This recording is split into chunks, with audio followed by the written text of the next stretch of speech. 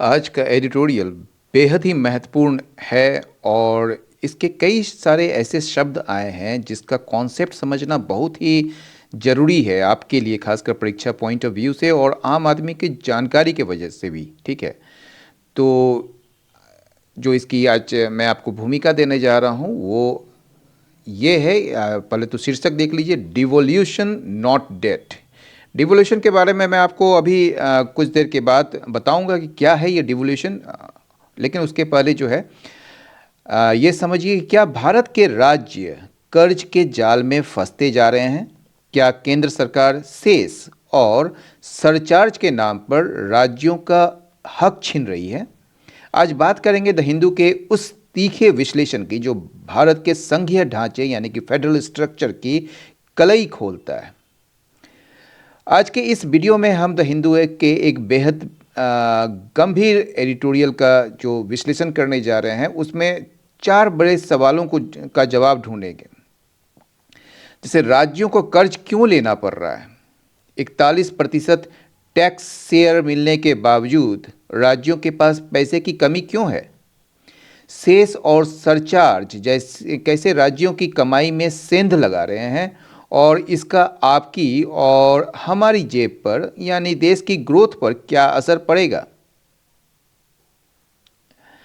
SDL यानी कि जो स्टेट डेवलपमेंट लोन होते हैं उसका बढ़ता बोझ, यानी कि तमिलनाडु और महाराष्ट्र जैसे राज्यों के राजस्व यानी कि रेवेन्यू का एक बड़ा हिस्सा अब सिर्फ उधार है। डिविजिबल पूल का क्या सच है? कैसे केंद्र सरकार जो है चालाकी से उपकर यानी कि सेस लगाकर राज्यों को मिलने वाले हिस्से को कम कर रही है। जीएसटी के बाद की चुनौती क्या है? औद्योगिक राज्यों को उनकी मेहनत का फल नहीं मिल पा रहा है, क्यों? और राज्य विकास के बजाय रोजमर्रा के खर्चों के लिए कर्ज क्यों ले रहे हैं? अगर आप यूपीएससी, बैंकिंग या किसी भी प्रतियोगी परीक्षा की तैयारी कर रहे हैं या सिर्फ एक जागरूक नागरिक के तौर पर भारत की अर्थव्यवस्था को समझना चाहते हैं तो ये विश्लेषण अंत तक देखिएगा। चलिए शुरू करते हैं। Devolution not debt. तो उसके पहले एक बार हम लोग वर्ड्स को देख लेते हैं, फिर आपको डिवोल्यूशन के बारे में पूरा डिटेल में समझाएंगे क्या है वर्ड्स। डिवोल्यूशन का एक छोटा सा जो मीनिंग है वो यहाँ पर यह है कि केंद्र से राज्यों को अधिकार या राजस्व का हस्तांतरण होता है, यानी कि ट्रांसफर ऑफ पावर्स या फिर revenues from the centre to states, यानी कि इसको आप साइनो कहेंगे डिसेंट्रलाइजेशन, डेलीगेशन, ट्रांसफर, और इसका एंड हो जाएगा centralisation, concentration. State development loans, ये मतलब कि एक बॉन्ड्स होता है जो स्टेट्स के द्वारा जारी किया जाता है ताकि आप उधार ले सकें मार्केट से। ठीक है, तो स्टेट बॉन्ड्स, पब्लिक बोरोइंग या गवर्नमेंट लोन्स, इसका एंटो हो जाएगा ग्रांट्स या डिवोल्यूशन। डिविजिबल पूल यानी कि portion of central taxes shared with states, यानी कि कुछ वो कर कोष जो राज्यों में बांटा जाता है, वो पोर्शन, वो हिस्सा सेंट्रल टैक्सेस का, उसको डिविजिबल पूल कहते हैं। तो शेयर्ड पूल, टैक्स पूल या कॉमन फंड, और इसका एंटो हो जाएगा non shareable fund. सेसेस and surcharges, इसको जो हिंदी में उपकर या अधिभार कह सकते हैं आप। तो taxes levied for specific purposes, एक खास पर्पसेस, विशेष उद्देश्य के लिए। नॉट शेयर्ड विथ स्टेट्स, जिसको कि शेयर नहीं, उसका जो उससे जो लाभ होता है वो शेयर नहीं किया जाता है स्टेट्स के साथ। तो एडिशनल लेवी या फिर एक्स्ट्रा टैक्स, स्पेशल चार्ज, और इसका एंटो हो जाएगा tax rebate, relief. Tax devolution का मतलब होता है distribution of tax revenue between centre and states, centre और स्टेट्स के बीच जो करों का बंटवारा जो होता है। तो revenue sharing, fiscal transfer, allocation, and तो हो जाएगा टैक्स रिटेंशन। स्टेबलाइजिंग रोल यानी कि स्थिरता प्रदान करने वाली भूमिका जो होती है, तो बैलेंसिंग रोल, सपोर्टिव रोल या फिर कुशनिंग रोल या डीस्टेबलाइजिंग रोल, इसका एंड तो हो जाएगा। फिस्कल ऑटोनॉमी यानी कि फाइनेंशियल इंडिपेंडेंस ऑफ स्टेट्स, यानी कि राज्यों की वित्तीय स्वायत्तता। तो financial freedom, independence, self rule, और इसका एंड हो जाएगा डिपेंडेंस, सब ऑर्डिनेशन। इकोनॉमिक शॉक यानी कि आर्थिक झटका, यानी कि क्राइसिस, डिस्टर्बेंस, सेटबैक, और इसका एंड हो जाएगा स्टेबिलिटी, बूम।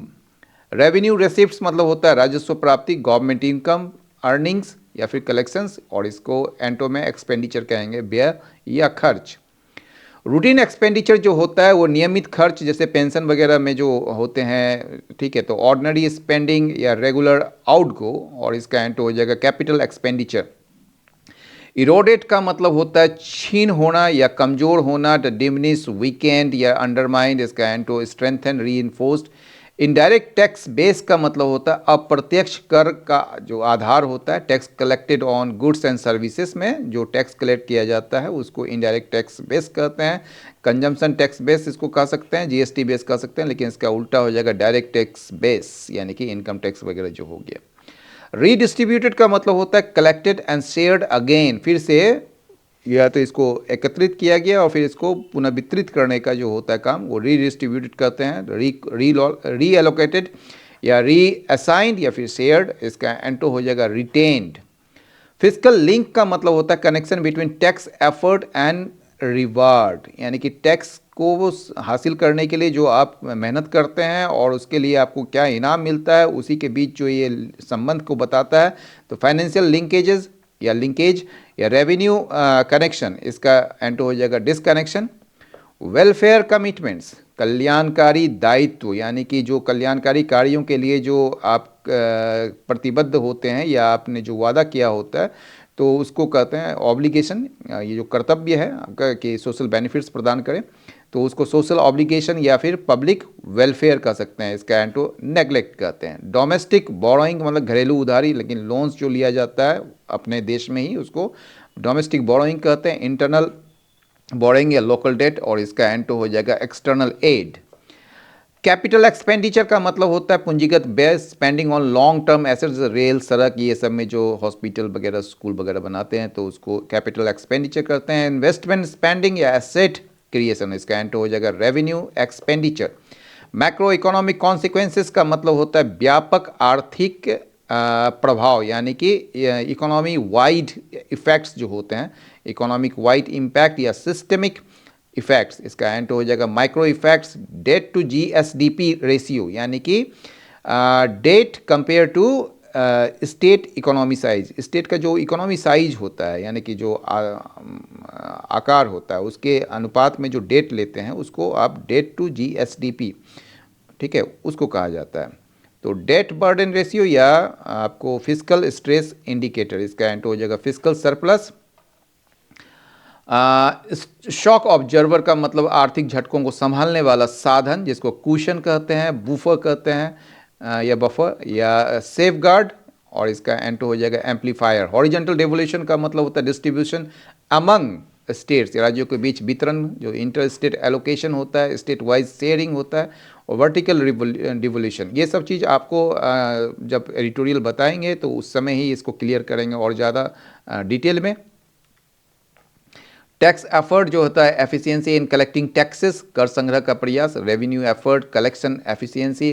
टैक्स इवेशन इसका उल्टा हो जाएगा। फिजिकल सस्टेनेबिलिटी मतलब ability to manage finances long term, लंबे समय के लिए जो आप फाइनेंस को जो है बनाए रखते हैं, तो उसको कहते हैं फिजिकल सस्टेनेबिलिटी। तो फाइनेंशियल स्टेबिलिटी या वायबिलिटी, इसका एंड हो जाएगा इंसॉल्वेंसी। कुछ इडियम फ्रेजेस भी देख लेते हैं। Lie at the heart of मतलब किसी समस्या के मूल में होना, to be the most important और central cause of a problem, यानी कि वीक फिजिकल फेडरलिज्म जो है, ये कमज़ोर वित्तीय संघवाद जो है वो मतलब कि राइजिंग स्टेट डेट के मूल में है या जड़ में है, ठीक है ना। राइजिंग मतलब बढ़ता हुआ जो राज्यों का ऋण है ना, उसके जड़ में क्या है, वीक फिजिकल फेडरलिज्म है, ठीक है, वित्तीय संघवाद। कॉल इनटू क्वेश्चन का मतलब किसी मतलब कि डाउट करना या सवाल उठाना, तो एक्सेसिव रिलायंस ऑन बोरोइंग, ठीक है ना, ये जो उधार पर बहुत ही ज़्यादा निर्भरता जो है ना, कॉल्स इनटू क्वेश्चन, ये सवाल उठाता है फिजिकल सस्टेनेबिलिटी को लेकर, यानी कि वित्तीय स्थिरता को लेकर जो है एक सवाल खड़ा करता है ये। चलिए आगे बढ़ते हैं। गैदर पेस मतलब कोई चीज़ में तेज़ी पकड़ना, उसमें गति आना। तो the reliance on state development loans, ये स्टेट डेवलपमेंट लोन्स मतलब बाज़ार से जो आप लोन लेते हैं, जो पैसा लेते हैं, उस पर ज़्यादा निर्भरता जो है ना, वो गति पकड़ा है, यानी कि उसमें तेज़ी आई है आफ्टर द पेंडेमिक, यानी कि महामारी के बाद 2020-21 के।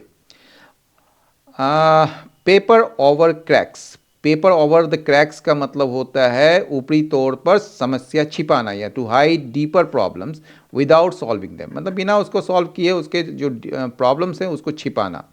तो borrowing merely papers over the cracks in state finances, यानी कि बोरोइंग जो होता है, आप उधार जो लेते हैं ना, वो आपके जो समस्या है उसको केवल छिपाता है ऊपरी तौर पर, ठीक है, जो स्टेट फाइनेंसेस में है।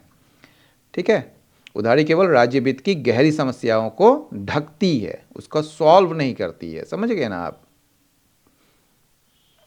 आगे बढ़ते हैं। Set up president, set up president का मतलब होता है किसी के लिए उदाहरण स्थापित करना, ठीक है ना, to establish an example that may be followed later. Okay, तो ये आप देखिए, keeping cesses outside the divisible pool sets the dangerous precedent, यानी कि ये सेसेस को, यानी कि जो उपकर है ना, उसको डिविजिबल पूल के बाहर रखना। डिविजिबल पूल में रखते हैं तो उसको सेंटर और स्टेट दोनों में बांटते हैं, लेकिन डिविजिबल पूल के बाहर रखते हैं तो वो केवल सेंटर के ही पास चला जाता है। तो ये एक डेंजरस प्रेसिडेंट तय कर रहा है या स्थापित करता है, मतलब एक खतरनाक उदाहरण। बियर द ब्रंट का मतलब होता है, सॉरी सॉरी सॉरी सॉरी, ये बियर द ब्रंट है यहाँ पर, देखिए। हाँ, बियर द ब्रंट जो है उसका मतलब होता है सबसे ज़्यादा नुकसान झेलना, to suffer the, oh, to suffer the worst impact, तो सबसे ज़्यादा नुकसान झेलना। तो इंडस्ट्रियल स्टेट्स, जो इंडस्ट्रियल स्टेट्स हैं ना, जैसे कि तमिलनाडु हो गए, जैसे पंजाब हो गया, और भी जो देश हैं जहाँ पर इंडस्ट्री ज़्यादा है, तो उनको जो सबसे ज़्यादा नुकसान झेलना पड़ रहा है रिड्यूस्ड टैक्स डिवोल्यूशन का, मतलब कि जो डिवोल्यूशन में जो कमी है, टैक्स डिवोल्यूशन में जो कमी आई है ना, उसका सबसे अधिक नुकसान औद्योगिक राज्यों को झेलना पड़ता है। ठीक है, ब्लर द लाइन बिटवीन, ठीक है, ब्लर द लाइन बिटवीन का मतलब होता है कि to make a distinction unclear, यानी कि किसी चीज़ के बीच का अंतर को जो है ना आप धुंधला कर देते हैं, मतलब उसके बीच का अंतर आपको मतलब कि वो समझ में आने लायक नहीं होता है। तो बोरोइंग फॉर वेलफेयर, वेलफेयर के लिए यानी कि कल्याणकारी कार्यों के लिए जो उधार लेते हैं, ये क्या करता है, blurs the line between revenue and capital spending, यानी कि राजस्व और जो पूंजीगत व्यय है, कैपिटल स्पेंडिंग है, उसके बीच का जो एक लाइन है, एक अंतर है, उसको धुंधला कर देती है, मतलब उसके बीच में एक छुपाती है कुछ न कुछ।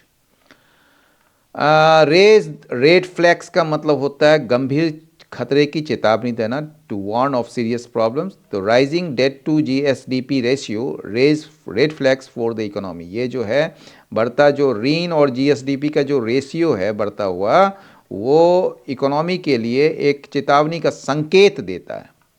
ठीक है, undermine the spirit of, to weaken the fundamental purpose of something, यानी कि किसी जो किसी भी चीज़ का जो मूल्य उद्देश्य है, मूल्य नहीं, मूल उद्देश्य या मूल भावना को जो है ना वो कमज़ोर करने वाला चीज़ जो होता है उसको अंडरमाइन द स्पिरिट ऑफ। जैसे उदाहरण देखिए, एक्सेसिव सेसेस, मतलब कि बहुत ही ज़्यादा सेसेस उपकर जो है ना वो क्या करता है, कोऑपरेटिव फेडरलिज्म का, यानी कि सहकारी संघवाद की जो मूल भावना है उसको कमज़ोर करता है।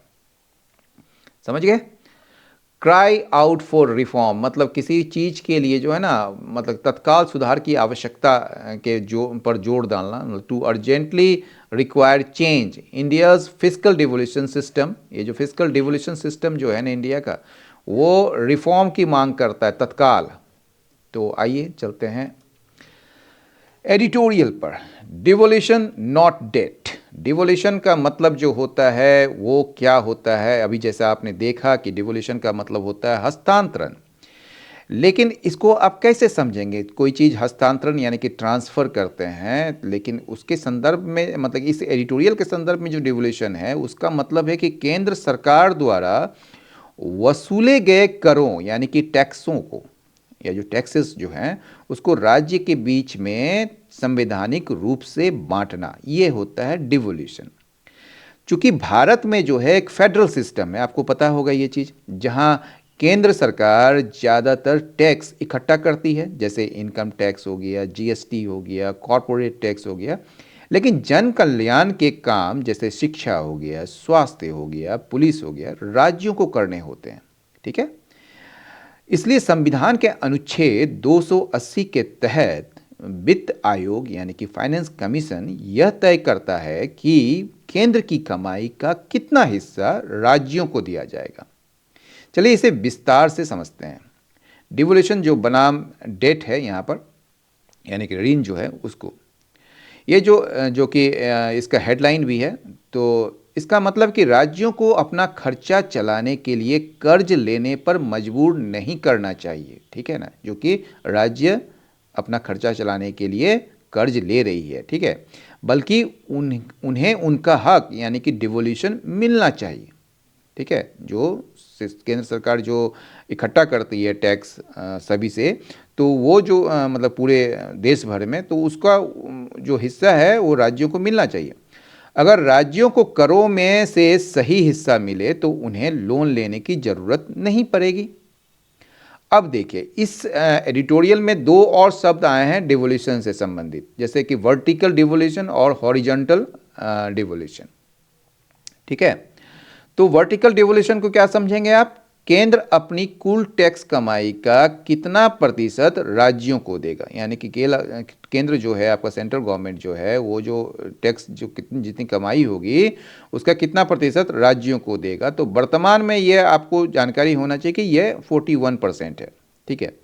अब हॉरिजॉन्टल डिवोल्यूशन समझते हैं। तो उस 41% पैसे को अलग अलग राज्यों के बीच किस आधार पर बांटा जाएगा उसको हॉरिजॉन्टल डिवोल्यूशन कहते हैं। जैसे पंजाब बनाम तमिलनाडु। तो तीसरा जो पॉइंट है हमारा वो क्या है कि डिवोल्यूशन कम क्यों हो रहा है। इस एडिटोरियल में यह कहना है कि कागजों पर तो राज्यों का हिस्सा 41% तय है, लेकिन असलियत में उन्हें कम मिल रहा है। इसका कारण क्या है? इसका कारण है सेस और सरचार्ज, यानी कि उपकर और अधिभार। जैसा कि हमने पहले चर्चा की, केंद्र इन दोनों को डिविजिबल पूल यानी कि बांटने वाले हिस्से से बाहर रखता है। मान लीजिए कि केंद्र अगर 100 रुपया कमाता है तो उसे 41 रुपये राज्यों को दे देना चाहिए। लेकिन अगर केंद्र 20 रुपये शेष के नाम पर वसूलता है या कमाता है तो वह केवल बचे हुए 80 रुपये का ही हिस्सा, मतलब कि उसी में 41% यानी कि लगभग 32-33 रुपया जो है वो राज्यों को देगा। इससे घाटा क्या हो जाएगा? लगभग 8-9 रुपये का घाटा हो जाएगा, ठीक है। इससे राज्यों का इफेक्टिव डिवोल्यूशन यानी कि प्रभावी हस्तांतरण, जिसको हिंदी में कहेंगे, कम हो जाता है। इस एडिटोरियल के अनुसार जो डिवोल्यूशन है, ठीक है, उसका महत्व जो है, मतलब कि राज्यों के लिए एक स्टेबलाइजिंग रोल की भूमिका निभाता है। ये मतलब स्थिरता प्रदान करने वाली भूमिका। जब अर्थव्यवस्था खराब होती है, जैसे कोविड के समय में हुई थी, तब राज्यों को केंद्र से मिलने वाला यह पैसा एक सुरक्षा कवच की तरह काम करता है। तो इसका कंक्लूजन ये है कि डिवोल्यूशन का मतलब केवल पैसा बांटना नहीं, बल्कि राज्यों की आर्थिक स्वायत्तता यानी कि फिस्कल ऑटोनॉमी है। एडिटोरियल का तर्क है कि अगर डिवोल्यूशन कम होगा तो भारत का संघीय ढांचा यानी कि फिस्कल फेडरल सिस्टम जो है वो भी कमजोर पड़ जाएगा। तो लगे हाथों मैं आपको टैक्स, सेस और सरचार्ज के बारे में भी बता ही दूं। ये तीनों जो है, टैक्स, सेस और सरचार्ज, तीनों जो है ये सरकार की कमाई के जरिए हैं, लेकिन इनके उपयोग करने के नियम एकदम अलग अलग होते हैं। मुख्य अंतर और भूमिका जो है आप देखिए क्या है कि टैक्स जो होता है यह सरकार की सामान्य आय है, नॉर्मल, ठीक है ना। उद्देश्य क्या है इसका? इसका कोई खास उद्देश्य पहले से तय नहीं होता। सरकार इस पैसे को कहीं भी खर्च कर सकती है, चाहे वो सड़क बनाने पर या रक्षा या प्रशासन पर ये खर्च कर सकती है। बंटवारा कैसे होगा? इसे केंद्र और राज्यों के बीच 41% के फॉर्मूले यानी कि डिविजिबल पूल के तहत बांटा जाता है। दूसरा है सेस। सेस को कहते हैं हिंदी में उपकर। यह मतलब टैक्स ऑन टैक्स, मतलब टैक्स पर टैक्स है जो किसी विशेष उद्देश्य के लिए लगाया जाता है। यह जिस काम के लिए लिया गया है उसी पर खर्च होना चाहिए, ये याद रखिएगा। जिस काम के लिए यह जो लिया गया है ये सेस, उसी पर यह खर्च होना चाहिए। जैसे एजुकेशन सेस यानी कि केवल शिक्षा पर खर्च होगा, और कृषि कल्याण सेस यानी कि केवल खेती पर होगा। बंटवारा जो होगा इसमें, इसे राज्यों के साथ नहीं बांटा जाता, केंद्र इसे पूरा अपने पास रखता है। अब जो शेष तो बता दिए, आप सरचार्ज भी सुन लीजिए। यह अमीरों या अधिक आय वालों पर लगाया जाने वाला अतिरिक्त कर है। इसका जो उद्देश्य है, ये कोई विशेष उद्देश्य नहीं होता है इसके टैक्स की तरह, लेकिन यह केवल एक निश्चित आय सीमा से ऊपर के लोगों पर लगता है। शेष की तरह इसे भी राज्यों के साथ साझा नहीं किया जाता है, बांटा नहीं जाता है। यह पूरी तरह से केंद्र का होता है।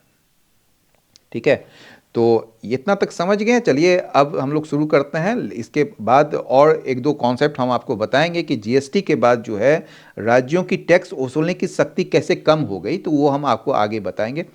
तो सेसेस and surcharges levied bye centre, ये जो उपकर है और सरचार्ज अधिभार जो है, जो कि सेंटर के द्वारा लगाया जाता है, इसको डिविजिबल पूल में होना चाहिए। ये एडिटोरियल का ये कहना है, इनका ये तर्क है। डिविजिबल पूल जहाँ से आप बांटते हैं इस चीज़ को, ठीक है, बांटने का जो एक फॉर्मूला है उसमें। तो while the union budget is keenly tracked by states to assess their share in overall central tax devolution, it is becoming increasingly clear that this revenue stream no longer plays the stabilizing role it once did in state finances। यहाँ तक ये line है।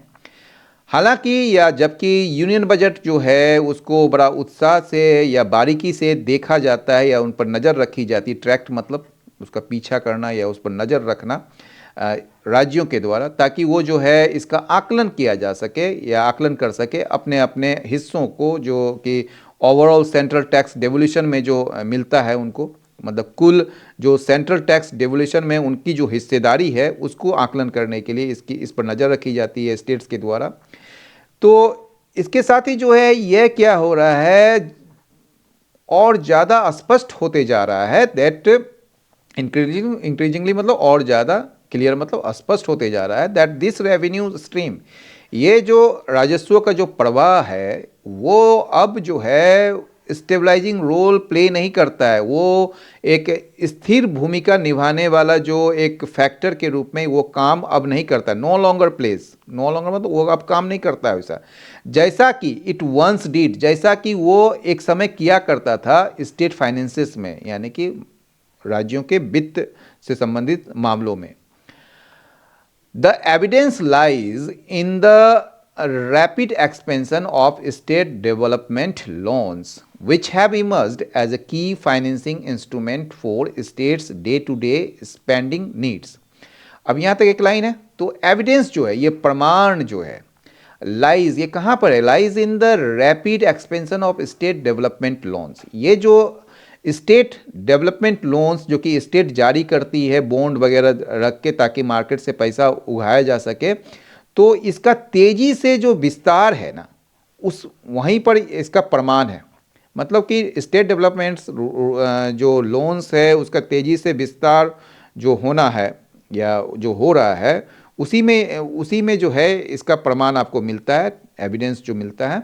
Which have emerged, ये state development loans के लिए विच आ रहा है, जो कि आपका रिलेटिव क्लॉज है, और ये बता रहा है जो स्टेट डेवलपमेंट रोल जो लोन है वो उभरा है एक प्रमुख की फाइनेंसिंग इंस्ट्रूमेंट के रूप में, यानी कि वित्त पोषण करने वाला एक उपक्रम के रूप में उभरा है। किसके लिए, स्टेट्स के लिए, स्टेट्स के day to day spending needs के लिए, यानी कि डे टू डे मतलब कि दैनिक कह सकते हैं, और स्पेंडिंग नीड्स मतलब जो खर्चे हैं उनकी जो खर्चे की ज़रूरत है जो है उसके लिए जो स्टेट्स का जो है वो एक फाइनेंसिंग इंस्ट्रूमेंट के रूप में, एक प्रमुख फाइनेंसिंग इंस्ट्रूमेंट के रूप में यह सामने आया है या उभरा है।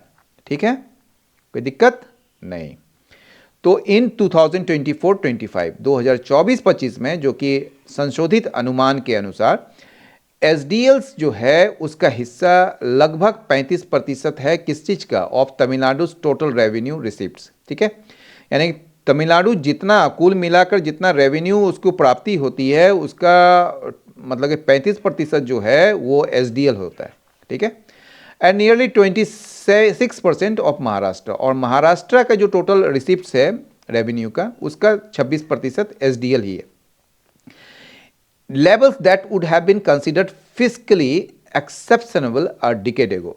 ये लेवल्स, ये जो स्तर है ना 26% का और 35% का, जो ये एसडीएल का जो अमाउंट, मतलब कि जो कुल to reach the total amount, ये अमाउंटेड टू का मतलब ये होता है, यानी कि इसका जो कुल 35% जो है आपका मतलब टोटल रेवेन्यू का, और 26% जो है महाराष्ट्र के टोटल रेवेन्यू का। तो ये जो स्तर है ना, ये माना जाता, या इस पर इसको देखा जाता फिजिकली एक्सेप्शनेबल, यानी कि ये राजस्व मतलब कि एक एक्सेप्शनेबल ऐसा चीज जो क्या कहेंगे, जिसको जो है आप कह सकते हैं कि ये पहले ऐसा कभी भी हो नहीं पा रहा था या होता नहीं था, समझ रहे हैं। तो फिजिकली एक्सेप्शनल होता है ना, कि जैसे कि कोई भी क्या कहेंगे आप उसको, कोई चीज़ जो है अपवाद, अपवाद स्वरूप कहिए इसको, एक अपवाद के रूप में आप इसको मान सकते थे, ठीक है ना। तो ऐसा नहीं है ये चीज़। आइए देखते हैं आगे। Okay, this shift gathered pace, ये जो बदलाव है, ये जो बदलाव है जो आप जो मतलब कि एसडीएल की तरफ जो जा रहे हैं, मतलब आपको रिसिप्ट, मतलब आपको जो है पहले राज्य को अपना अधिकार होता था सारा कुछ टैक्स कलेक्ट करने का, लेकिन अब जब से जीएसटी आया है तब से वो अधिकार खत्म हो गया है। तो ये जो बदलाव है, ये इसमें बढ़ोतरी हुई या इसमें तेजी आई आफ्टर 2020 और 2021, ठीक है ना। यानी कि 2020-21 के बाद जो है इसमें और ज़्यादा तेजी आई। व्हेन द कोविड-19 पैंडेमिक, जब कोविड-19 यानी कि जो कोविड-19 महामारी जो था, delivered a severe economic shock, इसने जो है एक मतलब कि बड़ा गंभीर आर्थिक झटका दिया। एंड सेंट्रल डिवोल्यूशन प्रूव्ड इनएडिक्वेट, और जो सेंट्रल डिवोल्यूशन है, यानी कि सेंट्रल के द्वारा जो पैसा इकट्ठा किए जाते थे उसका जो कुछ प्रतिशत राज्यों को दिया जाता था, ये अपने आप में क्या साबित हुआ, इनएडिक्वेट, अपर्याप्त साबित हुआ। दिस डिपेंडेंस ऑन बोरोइंग, ये जो डिपेंडेंस है, ये जो निर्भरता है उधारी पर, हैज़ नॉट रिवर्स थिंग्स, वो उसके बाद पलटा नहीं है, उसके बाद फिर से वापस जो है मतलब ये डिपेंडेंस खत्म नहीं हुआ है, वो चलता ही आ रहा है। हैज़ नॉट रिवर्स सिंस, उसके बाद 2020-21 के बाद ये पलटा नहीं है, उल्टा नहीं है, ठीक है ना। इंस्टेड, इसके बजाय states are increasingly relying on SDLs, इसके बजाय क्या हो रहा है, जो राज्य जो हैं वो क्या कर रहे हैं, वो एसडीएल्स पर, यानी कि स्टेट डेवलपमेंट लोन्स पर ही जो है अपने खर्चों के लिए वो ज़्यादा से ज़्यादा जो है उस पर निर्भर हो रहे हैं। वो क्या है, borrowings by by profit making state PSUs and special purpose vehicles, ठीक है। अब ये दोनों चीज़ जो है, स्पेशल पर्पस व्हीकल्स और स्टेट पीएसयू, यानी कि ये जो बोरोइंग्स दिया जा रहा है किसके द्वारा, ये जो उधार लिया जा रहा है किसके द्वारा, मतलब कि स्टेट जो ले रही है, किससे ले रही है, प्रॉफिट मेकिंग स्टेट पीएसयू, यानी कि जो लाभ जो कमा रहे हैं जो state PSU, public sector unit जो है, और स्पेशल पर्पस व्हीकल्स। और स्पेशल पर्पस व्हीकल्स जो होता है वो होता है जिसके तहत एक खास उद्देश्य के लिए आप ये योजना बनाते हैं, जिसमें जो है जैसे दिल्ली मेट्रो हो गया या कोई भी मेट्रो प्रोजेक्ट हो गया या कोई भी सड़क हो गया, तो उसके लिए स्पेशल पर्पस व्हीकल्स बनाते हैं, जिसमें जो है जितना पैसा आ रहा है वो केवल उसी पर यूज़ होता है। तो ये एक स्पेशल पर्पस व्हीकल्स या स्टेट पीएसयू जो लाभ प्रदान करने वाला जो है, उससे ये बोरोइंग्स लेते हैं, स्टेट बोरोइंग्स करते हैं, यानी कि उधार लेते हैं। तो ये जो बोरोइंग्स का जो है ना, ये फिर यहाँ पर आपका ये है verb.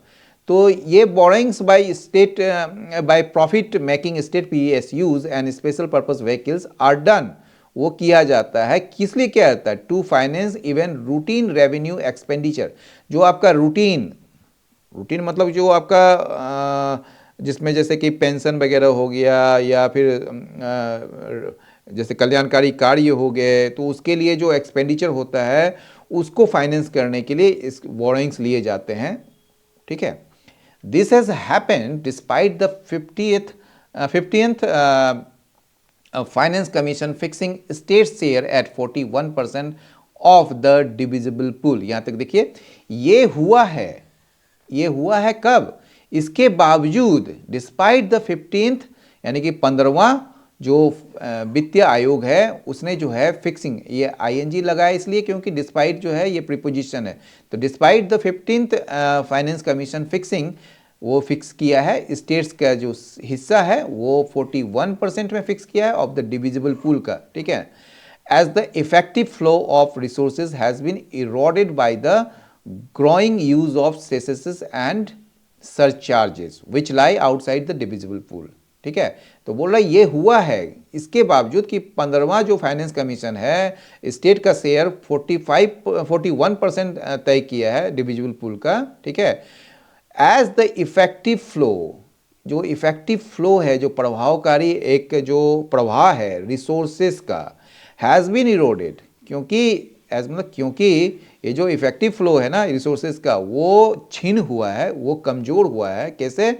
Bye the growing use of cesses, ठीक है। ये सेसेसेस के बढ़ते हुए उपयोग से और सरचार्जेस के उपयोग से, विच lie outside the divisible pool, जो ये जो सेसेसेस जो हैं और सरचार्जेस के लिए विच आया है, जो इसलिए लाई भी जो है ना ये प्लूरल वर्ब हो गया क्योंकि सेसेसेस एंड सरचार्जेस है, तो विच लाई आउटसाइड जो डिविजिबल पूल के बाहर है, यानी कि अब इस डिविजिबल पूल में ना होने की वजह से जो है ये जो सेसेसेस और सरचार्जेस से जो पैसे लिए जाते हैं या उगाए जाते हैं उसको राज्य को नहीं देना पड़ता है, केंद्र को। द प्रॉब्लम इज एक्यूट, ये प्रॉब्लम जो समस्या जो है ना बड़ा गंभीर है। किसके लिए? फॉर इंडस्ट्रियलाइज्ड स्टेट्स के, औद्योगिक जो राज्य हैं उनके लिए, जहाँ पर जो है with large indirect tax base, जिसका जो है ना एक बड़ा एक इनडायरेक्ट टैक्स बेस, अप्रत्यक्ष कर का जो एक आधार है जहाँ पर, वैसे इंडस्ट्रियलाइज्ड स्टेट्स के लिए ये प्रॉब्लम, ये समस्या जो है और भी ज़्यादा गंभीर है, is acute. Since the introduction of GST in 2017, यानी कि इंट्रोडक्शन मतलब लाया जाना, ठीक है। तो ये जो मतलब कि जीएसटी के आने के बाद 2017 में, since the introduction of GST in 2017, 2017 में जीएसटी के आने के बाद से a substantial share of these revenues, एक अच्छा खासा एक बड़ा हिस्सा जो है इन राजस्व का वो किसके द्वारा कलेक्ट किया जाता है? सेंटर के द्वारा, और फिर इसको पुनर्वितरित कर दिया जाता है, रीडिस्ट्रीब्यूट कर दिया जाता है थ्रू अ फॉर्मूला, एक ऐसे फॉर्मूला के माध्यम से जो प्राय ऑफेन कमजोर करता है फिस्कल लिंक को। ये जो फिस्कल लिंक है between tax effort and reward में, तो टैक्स एफर्ट और रिवार्ड को समझिए, और जीएसटी का जो ये मतलब कि जो लोचा हुआ है जिसके वजह से राज्यों को और ज़्यादा घाटा हो रही है, तो उसको समझते हैं। आइए देखते हैं। तो मतलब कि आपका सवाल ये हो सकता है कि राज्यों की टैक्स वसूलने की शक्ति कैसे कम हुई जीएसटी के आने के बाद, तो ये बहुत ही गहरा सवाल है, क्योंकि जीएसटी को जो है ना वन नेशन वन टैक्स कहा गया है, लेकिन इसके लागू होने के बाद राज्यों की वित्तीय स्थिति में एक बड़ा ढांचागत बदलाव आया है। जीएसटी आने के बाद राज्यों की शक्ति कम होने के मुख्य कारण हैं, जैसे कि कर निर्धारण की शक्ति का नुकसान, लॉस ऑफ सॉवरेंटी हो जाता है इसमें। जीएसटी से पहले राज्यों के पास वैट यानी कि value added tax, sales tax, entry tax और लग्जरी टैक्स जैसे कई करों को अपनी मर्जी से घटाने या बढ़ाने की शक्ति थी। लेकिन अब क्या है? जीएसटी आने के बाद राज्य अपनी मर्जी से टैक्स की दरें नहीं बदल सकते। अब ये फैसले जीएसटी काउंसिल में लिए जाते हैं। भले ही राज्य वहां मौजूद है जीएसटी काउंसिल में, लेकिन उनकी एक तरफा फैसला लेने की शक्ति कम हो गई है या खत्म हो गई है। केवल अब जो है शराब और पेट्रोल तक ही इनकी सीमा या दायरा मतलब कि सीमित है। राज्यों के पास अब केवल दो ही बड़े स्रोत बचे हुए हैं जहां वे अपने मर्जी से टैक्स वसूल सकते हैं, जैसे कि मानव उपभोग के लिए शराब और पेट्रोलियम उत्पाद। यही कारण है कि जब भी राज्यों को पैसे की सख्त ज़रूरत होती है, जैसे लॉकडाउन के समय, तो वे शराब पर टैक्स बढ़ा देते हैं, क्योंकि बाकी सब कुछ जीएसटी के दायरे में है। जो उत्पादक राज्य हैं, जहाँ पर मतलब कि उत्पादन हो रहा है, तो उनको सबसे ज़्यादा नुकसान हो रहा है, ठीक है ना। वही चीज़ यहाँ पर बोल रहा है कि टैक्स और रिवार्ड, जीएसटी एक मतलब एफर्ट एंड रिवार्ड की बात हो रही है ना यहाँ पर। ये टैक्स एफर्ट जो करते हैं आप, जिसके लिए आप उगाते हैं, और जो रिवार्ड आपको उसके एवज में मिलता है, वो बड़ा मतलब कि डिस्क्रिपेंसी है वहाँ पर, ठीक है। तो ये जीएसटी एक जो है ना डेस्टिनेशन बेस्ड टैक्स है। इसका मतलब है कि टैक्स वहाँ मिलता है जहाँ सामान खपत होता है, न कि वहाँ जहाँ वो बना है, याद रखिएगा। तो ऑब्वियस है कि जहाँ सामान ज़्यादा खपत होगा, यानी कि जहाँ आबादी ज़्यादा होगी, और जहाँ कम आबादी होगी वहाँ तो मतलब कि टैक्स भी कम मिलेंगे। तो इसका प्रभाव क्या होता है कि महाराष्ट्र, तमिलनाडु और गुजरात जैसे औद्योगिक राज्य जो बहुत सारा सामान बनाते हैं, उन्हें पुराने सिस्टम में फ़ायदा होता था।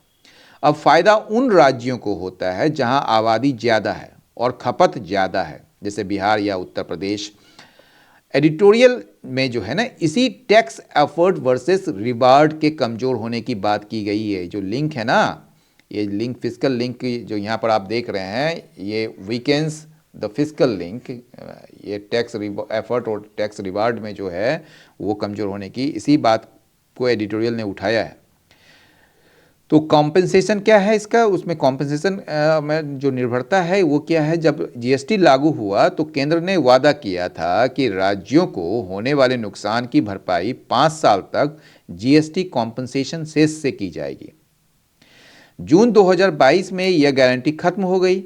अब राज्यों को खुद के पैरों पर खड़ा होना है, लेकिन उनके पास टैक्स वसूलने के स्वतंत्र औजार यानी कि टूल्स नहीं है। अब जो अगला पॉइंट है वो सेंट्रलाइजेशन ऑफ कलेक्शन है। पहले राज्य सीधे व्यापारियों से टैक्स वसूलते थे और पैसा तुरंत उनके खजाने में आ जाता था। अब जीएसटी का एक बड़ा हिस्सा यानी कि आईजीएसटी और सीजीएसटी पहले केंद्र के पास जाता है, फिर वहाँ से गणना होकर राज्यों को वापस आता है। इससे राज्यों की लिक्विडिटी प्रभावित होती है, यानी कि नकदी का प्रभाव, और वे केंद्र के भुगतान पर निर्भर हो जाते हैं, ठीक है।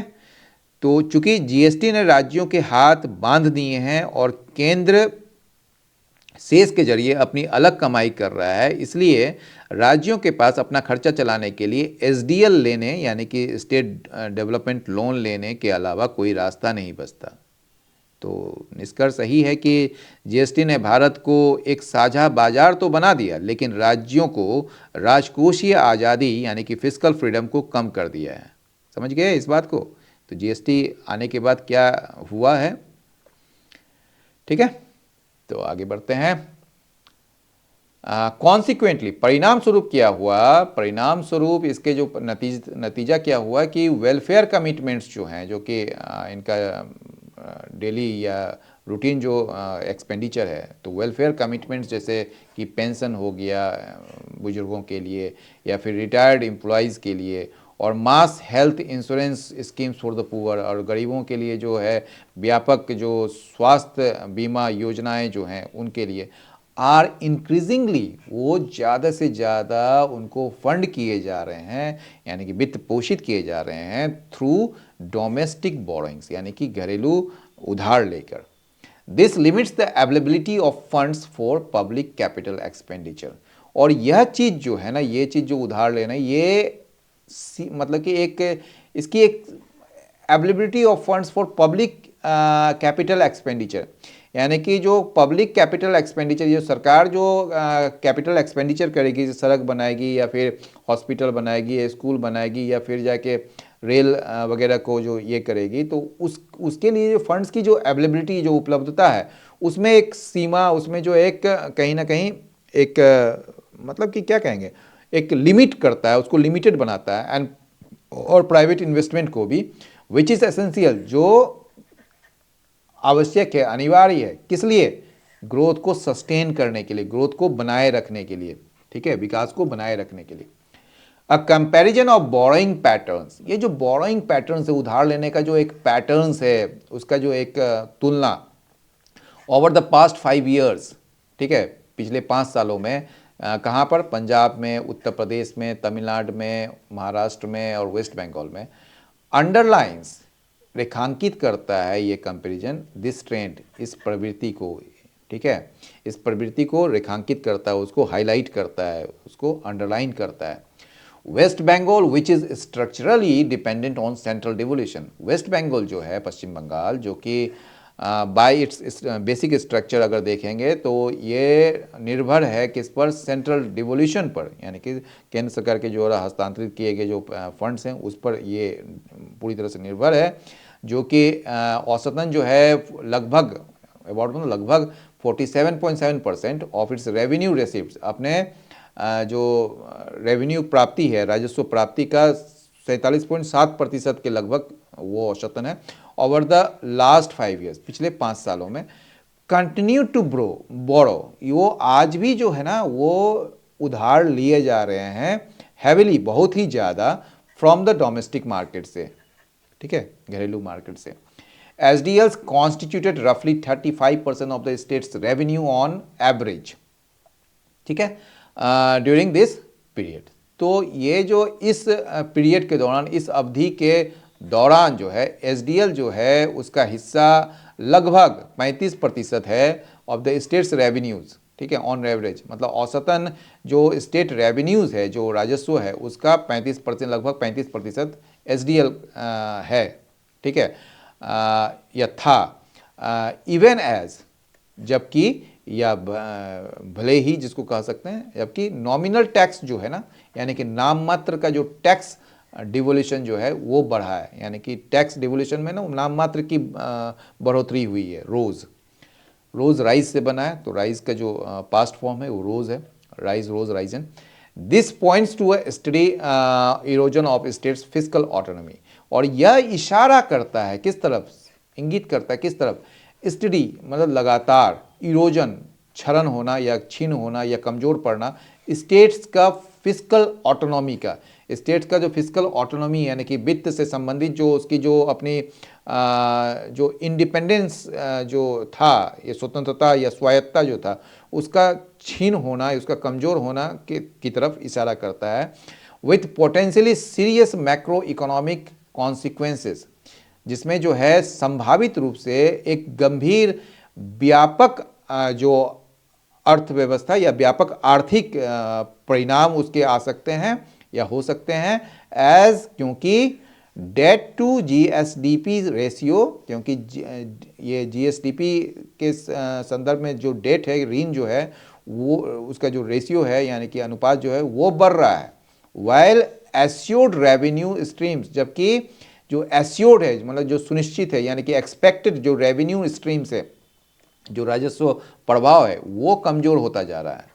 If debt rather than devolution, यदि ऋण जो है इस डिवोल्यूशन के बजाय, यानी कि जो हस्तांतरण जो हो रहा है, तो उसके बजाय जो अगर ऋण जो है वो अगर क्या बन जाता है, प्राइमरी शॉक एब्जॉर्बर बन जाता है इंडिया के फेडरल सिस्टम में। शॉक एब्जॉर्बर समझते हैं ना, जो मतलब कि शॉक तो मतलब समझते ही होंगे, मतलब कोई चीज़ झटका जो लगता है, और एब्जॉर्ब मतलब उस झटके को सहने वाला। तो जो शॉक एब्जॉर्बर अगर ये ऋण बन जाता है, डेट बन जाता है, कि पहले तो डिवोल्यूशन मतलब कि होना चाहिए था ये, लेकिन उसके बदले अगर डेट अगर बन जाता है प्राइमरी शॉक एब्जॉर्बर इंडिया के फेडरल सिस्टम में, ठीक है, तो फिजिकल सस्टेनेबिलिटी जो है, यानी कि फिजिकल जो सस्टेनेबिलिटी जो है अपने आप में कम्स अंडर स्ट्रेन, वो जो है दबाव में आ जाएगा, ठीक है। तो फिजिकल सस्टेनेबिलिटी मतलब जो निरंतरता जो है, फिजिकल यानी कि जो वित्त से संबंधित जो एक निर्भरता, एक अपना सस्टेनेबिलिटी जो है, निर्भर अपने आप में खड़े होने का, वो जो है अंडर स्ट्रेन आ जाएगा, मतलब वो दबाव में आ जाएगा। India needs higher effective devolution, भारत को क्या ज़रूरत है आज, हायर इफेक्टिव डिवोल्यूशन। ये बड़ा एक इम्पॉर्टेंट लाइन है भैया। तो ये जो है, ये मतलब कि इस पूरे एडिटोरियल का सबसे महत्वपूर्ण जो है सजेशन है ये, या सॉल्यूशन है। तो India needs higher effective devolution, मतलब कि इसको ऐसे अगर लिटरली ट्रांसलेट कीजिएगा तो कुछ नहीं समझ पाइएगा, ठीक है। तो इंडिया को ज़रूरत है आज बहुत ही मतलब प्रभावकारी एक ऐसा डिवोल्यूशन का, और किस चीज़ की जरूरत है, and reworking of horizontal devolution criteria, ठीक है, ताकि जो है ये ज़्यादा से ज़्यादा वेट दे सके टैक्स एफर्ट्स को एंड टैक्स एफिशिएंसी को। तो इसको, इस लाइन को समझिए कैसे मतलब कि दिया गया है, ठीक है। ये जो हायर इफेक्टिव डिवोल्यूशन है उसका मतलब ये है कि अभी जो नियम के अनुसार राज्यों को केंद्र के करों का 41% मिलना चाहिए, ये तो आप समझ ही गए होंगे, ऊपर हमने आपको बताया था। लेकिन केंद्र सेस और सरचार्ज लगाकर असली रकम को कम कर देता है। तो इसलिए बोल रहा है कि हायर इफेक्टिव डिवोल्यूशन की जरूरत है, ठीक है। मतलब इसमें जो कहा जा रहा है कि दिखावे के लिए जो है ना, यानी कि पेपर में जो है ना वो जो 41% जो दे रहे हैं उसको मत दीजिए आप, बल्कि असलियत में यानी कि इफेक्टिव रूप से राज्यों के हाथ में ज़्यादा पैसा पहुंचाइए। इसके लिए जरूरी है सेस और सरचार्ज को भी राज्यों के साथ बांटा जाए, यानी कि डिविजिबल पूल में उसको भी लाया जाए। और दूसरा जो सबसे बड़ा चीज है reworking of horizontal devolution criteria, यानी कि पैसा बांटने के नियमों में बदलाव भी, उसकी भी जरूरत है। मतलब क्या है कि केंद्र से जो मिलने वाला पैसा सभी राज्यों में एक समान नहीं बढ़ता है। बड़ा अच्छा चीज है यहाँ पर देखिएगा कि केंद्र से मिलने वाला पैसा सभी राज्यों में एक समान नहीं बढ़ता। इसे बांटने के लिए एक फॉर्मूला यानी कि क्राइटेरिया होता है। अभी जो होता है वो समझिए, पैसा बांटते समय उन राज्यों को ज़्यादा मिलता है जिनकी जनसंख्या ज़्यादा है या जो गरीब है। लेकिन इस एडिटोरियल जो है वो ये जोर डाल रहा है कि पैसा बांटते समय उन राज्यों को इनाम यानी कि रिवार्ड मिलना चाहिए जो टैक्स एफर्ट लगाते हैं, यानी कि अपने राज्य में टैक्स वसूलने के लिए कड़ी मेहनत करते हैं, या फिर जो जिनकी एफिशिएंसी यानी कि अर्थव्यवस्था को जो है वो कुशलता से चलाते हैं। तो तर्क यह है कि अगर एक राज्य जैसे तमिलनाडु या महाराष्ट्र खूब मेहनत करके इंडस्ट्री लगाता है और टैक्स इकट्ठा करता है तो उसे सिर्फ इसलिए कम पैसा नहीं मिलना चाहिए क्योंकि उसकी आबादी कम है, उसे उसकी एफिशिएंसी के लिए ज़्यादा हिस्सा मिलना चाहिए। मान लीजिए इसको एक अन्य उदाहरण से समझते हैं कि एक पिता जिसको केंद्र मान लीजिए, उसके दो बेटे हैं, मान लीजिए 2 राज्य हैं। एक बेटा बहुत मेहनत करके पैसा कमाता है लेकिन उसकी फैमिली छोटी है। दूसरा बेटा काम नहीं करता लेकिन उसकी फैमिली बहुत बड़ी है। अभी का जो नियम है वो कहता है कि पिता ज़्यादा पैसे उस बेटे को देता है जिसकी फैमिली बड़ी है। लेखक यानी कि ये जो एडिटोरियल का जो सुझाव है वो है कि पिता को उस बेटे को भी एक्स्ट्रा पैसा यानी कि वेटेज देना चाहिए जो मेहनत यानी कि टैक्स एफर्ट कर रहा है, ताकि उसे और अच्छा काम करने की प्रेरणा मिले। तो एडिटोरियल यह चाहता है कि पैसा बांटने का जो फॉर्मूला ऐसा हो जो सिर्फ जरूरत यानी कि नीड को ना देखे बल्कि परफॉर्मेंस को भी सम्मान दे। तो ये है इस मतलब कि लाइन, ये जो लाइन है ना ये काफ़ी महत्वपूर्ण है और पूरे एडिटोरियल का एक तरीके से निचोड़ कहिए इसको, ठीक है। तो ये समझ के इस लाइन को, एक ही लाइन में पूरा ये है सेसेस एंड सरचार्जेस। और ये जो है लास्ट वाला जो लाइन है जो कि आपको ऊपर में दिया गया है सब हेडलाइन में, तो सेसेस यानी कि उपकर और जो अधिभार है मस्ट बी ब्रॉट, इसको लाया जाना ही चाहिए into the divisible pool, divisible pool के अंतर्गत लाया जाना ही चाहिए। तो आज के एडिटोरियल का सार यही है कि भारत की आर्थिक मजबूती तभी बनी रह सकती है जब हमारे राज्य आर्थिक रूप से सशक्त हों। अगर राज्य अपनी बुनियादी ज़रूरतों के लिए भी भारी कर्ज यानी कि एसडीएल पर निर्भर हो जाएंगे तो लंबी अवधि में यह देश की विकास दर और राजकोषीय स्थिरता के लिए एक बड़ा खतरा बन सकता है। वक्त आ गया है कि सेस और सरचार्ज जैसे विषयों पर पुनर्विचार किया जाए और टैक्स एफर्ट को उचित इनाम मिले। आपको क्या लगता है, क्या राज्यों को उनकी टैक्स वसूली की मेहनत के हिसाब से ज़्यादा हिस्सा मिलना चाहिए या फिर केंद्र का नियंत्रण ही अर्थव्यवस्था को संतुलित रखता है? अपनी राय कमेंट बॉक्स में ज़रूर शेयर करें, मैं आपके कमेंट्स का इंतज़ार करूँगा। अगर आपको यह एनालिसिस पसंद आया और आप जटिल आर्थिक मुद्दों को इसी तरह सरल भाषा में समझना चाहते हैं तो इस वीडियो को लाइक करें, अपने दोस्तों के साथ शेयर करें और सब्सक्राइब बटन दबाकर बेल आइकन को हिट करना ना भूलें ताकि कोई भी विश्लेषण आपसे मिस ना हो। मिलते हैं अगले वीडियो में एक नए और महत्वपूर्ण टॉपिक के साथ। तब तक के लिए नमस्कार और पढ़ते रहिए। धन्यवाद।